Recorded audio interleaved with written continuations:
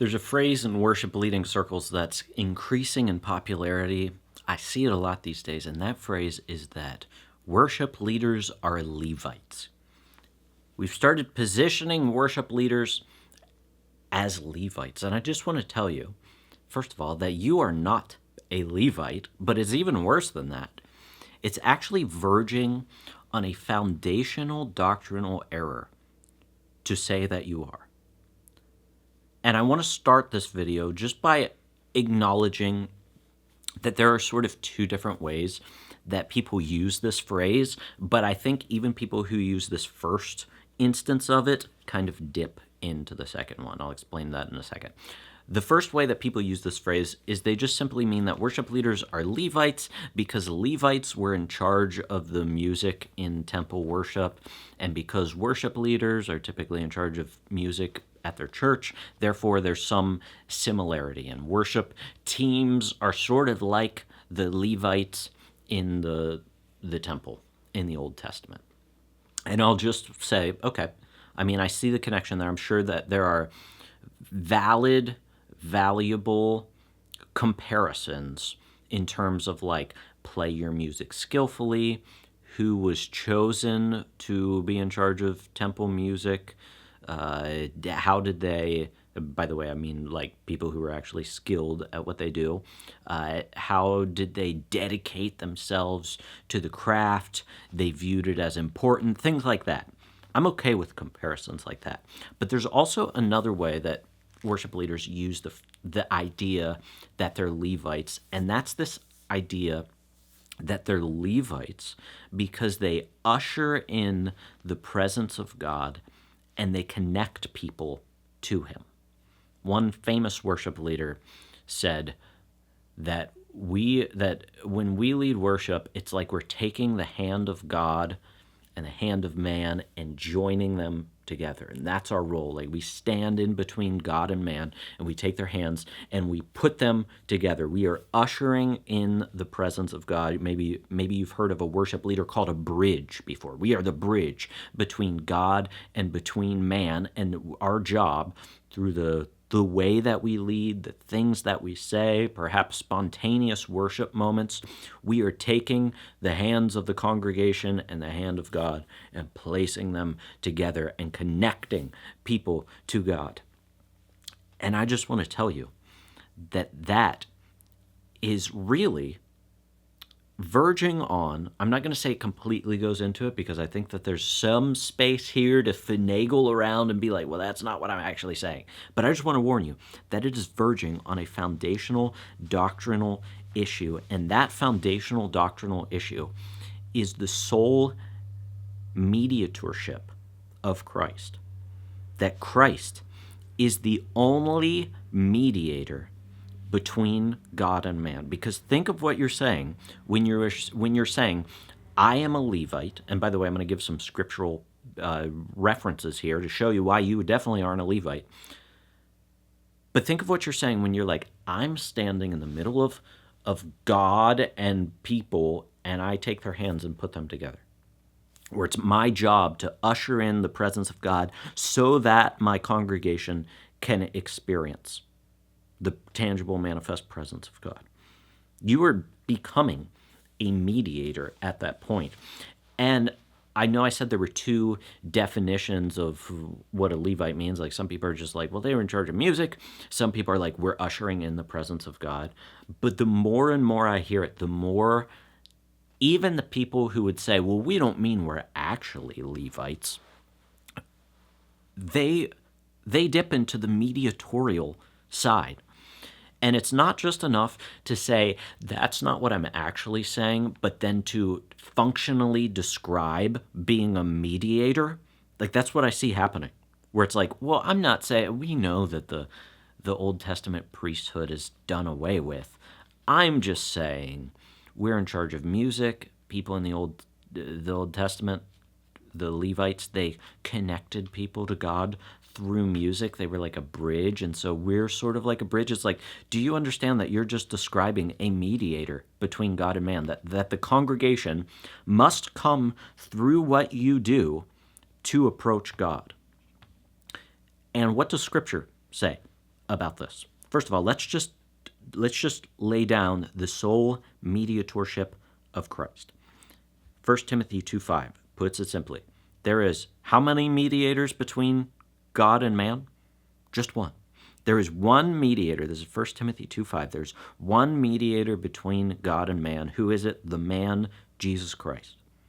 Jesus is the only one who stands between us and God as the mediator. And this is why people complain about the term worship leader, because they understand that a lot of times when people use the phrase worship leader, they're putting themselves in a mediatorial role. Now, I'm not against the phrase worship leader because I don't have that understanding of what it means to be a worship leader. So I'm fine with using the term worship leader because I expand it more to like a pastoral role, not a mediatorial role. And it is a worship leader is simply the one who is leading the worship gathering in the way that an elder or a pastor, which are the same thing, would lead a worship gathering. So I just want to put that out there. But some people complain about the term worship leader because they're like, you are saying that you are, instead of Christ being the sole worship leader, meaning mediator between God and man, you are placing yourself in that role. And I hear it from both sides. I understand from both sides, or maybe not from the one side because I disagree with the one side, but I hear what they're saying when they say that, because a lot of worship leaders act that way. And I'm trying to show worship leaders that you can lead the worship service, thus making you, in a colloquial sense, the worship leader, because you are leading the worship service as a pastor in your service. And therefore, from pastoral role, it's no different than like a pastor who preaches or something like that. You're not a mediator, you're shepherding the congregation. So we can be a worship leader in that sense. But there's one mediator between God and man, the man Jesus Christ. So that is the sole mediatorship of Christ. We don't need priests that we go to who mediate between us and God.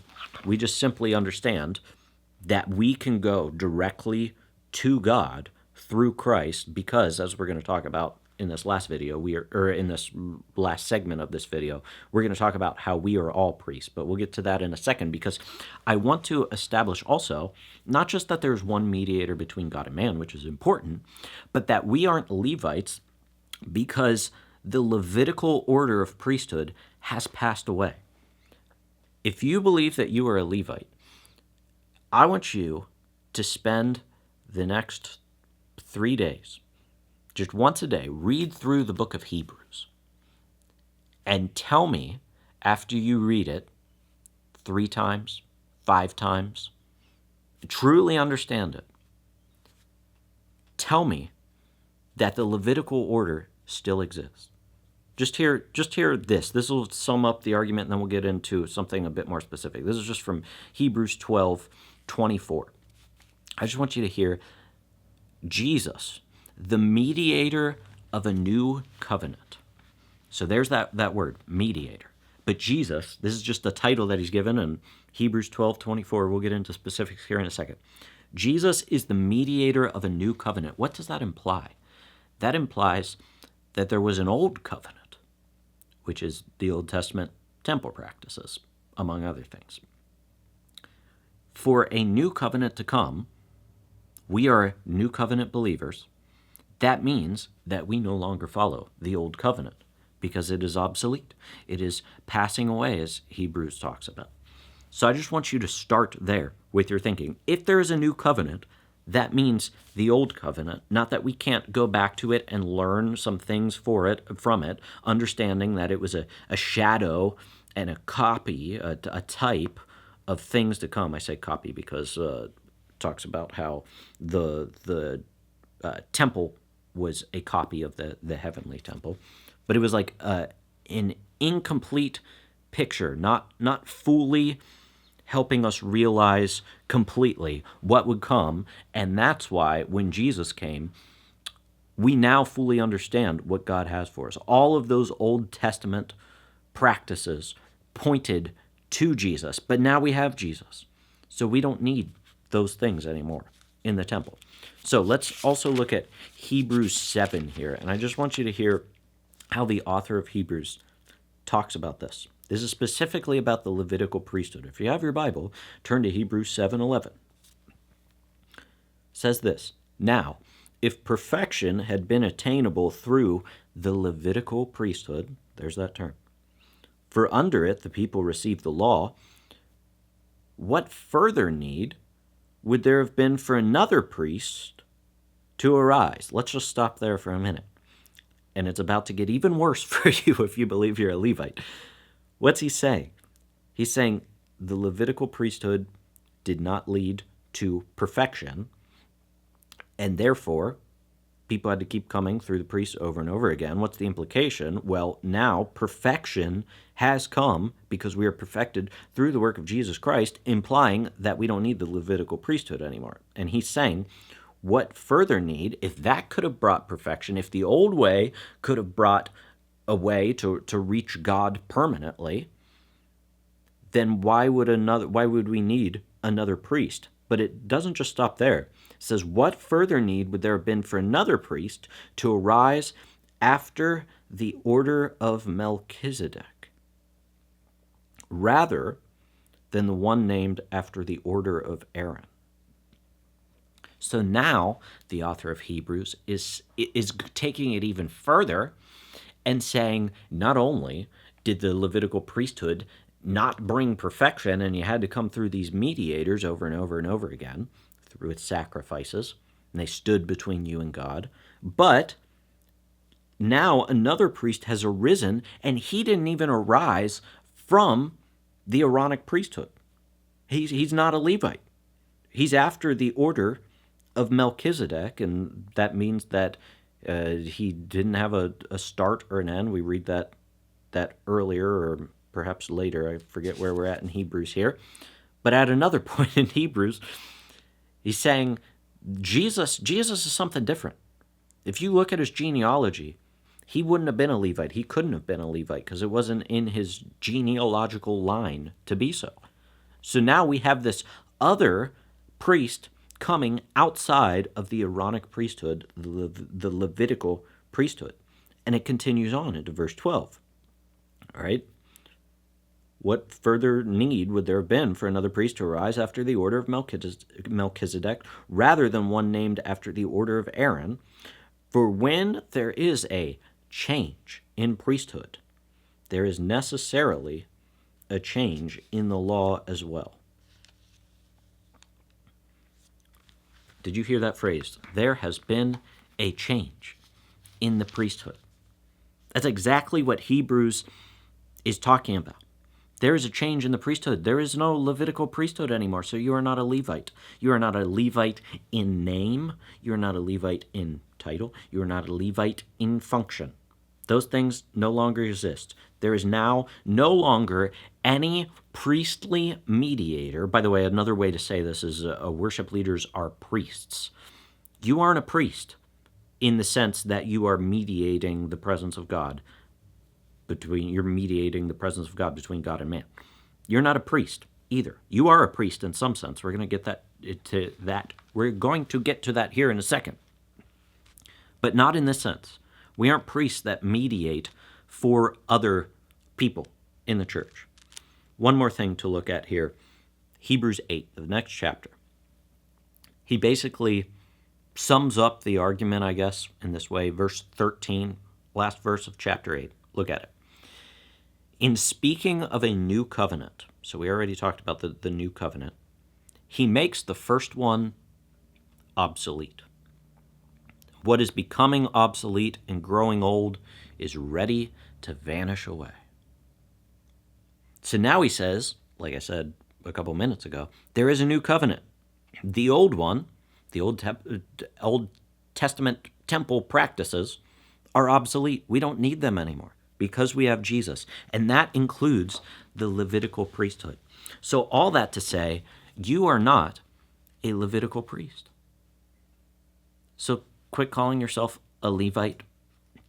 Quit calling yourself a priest in the sense that you facilitate the presence of God for other people, that sets you up in a mediatorial role between the people of your congregation and the presence of God. Now, I don't want us to misunderstand, because here's where I think we get confused. When you hear me say, you aren't a priest, you're like, well, what about 1 Peter 2:9, which calls us a royal priesthood? And some people even take this so far as to say, well, the mediatorial role is still a priestly role, and so now we're just people who sort of facilitate the presence of God for other priests. And yes, we're all priests, but now we can all facilitate the presence of God for other people. But Peter isn't talking about mediating here. He's talking about how now, as priests, we can offer spiritual sacrifices acceptable to God directly through Christ. Let's just read that here. 1 Peter 2:9. Listen to this. But you are a chosen race, a royal priesthood. You are a priest.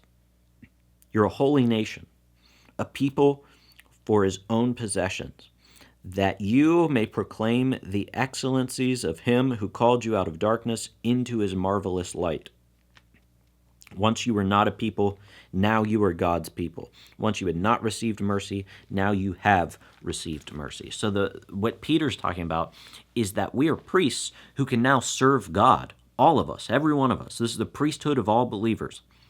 And this is, by the way, another way of saying the foundational doctrine that we are subverting whenever we call ourselves Levites, because we're saying now that you are a priest, but you're not really a priest. You still kind of need a mediator for some things, where I'm going to serve as the worship leader. I'm going to be the priest that facilitates the presence of God. And depending on, by the way, this is the functional side of things, depending on how well I do, that dictates whether the people in my church have experienced the presence of God or not. Ultimately, that's the system that we're setting up. So you are a priest, but you are not a Levitical priest. It's more accurate to say you are a priest in the new covenant priesthood. And now all priests can serve God, latruo God. Latreia is the word. That's the word for worship. That means to serve God. And we offer up spiritual sacrifices through the work of Jesus. Not through anything the worship leader does in their private time. And if we spend enough time with God in our personal life, then maybe we'll be devoted enough where the tangible manifest presence of God comes on Sunday mornings. We don't need to go through anyone else. When you worship on Sunday, you can confidently say, no matter if the worship leader is amazing, has a beautiful voice, perfectly times things, has a great flow to the service, or if it's some horrible worship leader who can't sing on key, isn't the most eloquent in their speaking, your ability to come before God is not dependent on one person doing their job perfectly, because they are not the mediator. Jesus Christ is the mediator. And this only serves to underlie the bigger problem with Pentecostal worship, which is what I've been talking about on this channel for a while, is that the goal of Pentecostal worship is to usher in the presence of God. It is to find a way to get the tangible, manifest presence of God to show up so that he works in the gathering, as opposed to understanding that God is already present. I know that they would affirm that, but then they class it out to this manifest presence that we need to get to show up. God is already present. We don't have to get him to show up. We don't have to get him to reveal himself. He reveals himself through the word. And this understanding of Levites and worship leaders being priests is simply the working out of that theology. I see it over and over again. We're going to talk about, I'm sure in the future, more mechanisms. One of them, we're going to talk about hosting the presence of God at some point on this channel. I don't have that video planned yet, but I've got it in the works. And there's a bunch of other phrases. They all boil down to finding the mechanism to get God to show up. Functionally, that's what they do. And this is simply another outworking of that. So if you agree with me, maybe worship leaders aren't Levites, I would challenge you to perhaps get to a level underneath that. Because that worship leaders are Levites, is actually sitting on top of a foundational belief about what the purpose of corporate worship is. And it is simply one of the mechanisms that we try to use to get people, I don't try to use it, but some people try to use it, to get the tangible manifest presence of God to show up. So I would just encourage you, if you're like, okay, I hear what you're saying, Spencer, we aren't Levites because I don't mediate the presence of God between God and man. I would just ask you to dig a little deeper and consider if the paradigm, the model of worship that you've been leading, primarily probably because you've just seen it led that way in major worship conferences and on the radio, and whenever you go to a popular Christian worship concert, because most contemporary worship music is Pentecostal in nature, at least charismatic in nature. Dig a little deeper and consider, maybe if I was wrong about the fact that we're Levites who mediate the presence between God and the congregation, maybe there's a step underneath that I need to look at as well. Think about that. Till I see you in the next video. Keep leading worship well.